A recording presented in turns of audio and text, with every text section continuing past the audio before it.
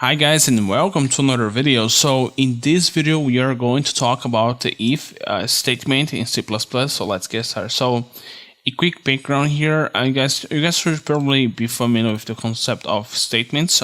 Just a quick recap here. So let's say we have something like let me see 5 greater than 6. You guys should remember that this will return 0 because it's a statement. We are trying to assess some condition here. So this is the basics of a statement in C++, and we use this to kind of do some operations here. So what you're gonna do though is to create a variable called number. Okay, let's assign s equals 0 to start with.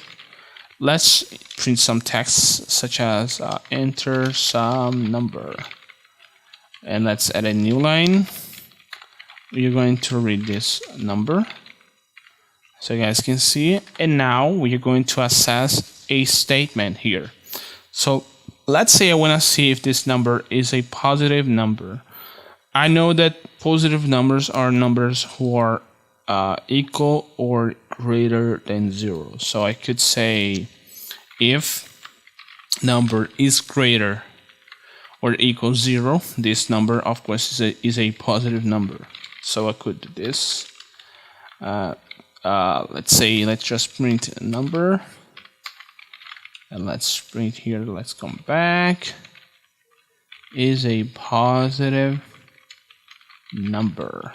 Let's come back with a and else line here and else. So there we go.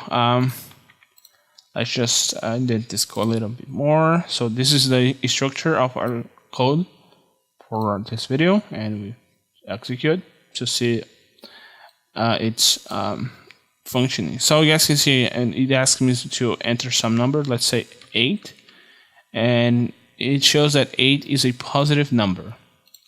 Let's enter another number such as 0. So you guys can see 0 is a positive number, which is incorrect. 0 is not a positive number. It is neither positive or negative, but let's just keep that way for now.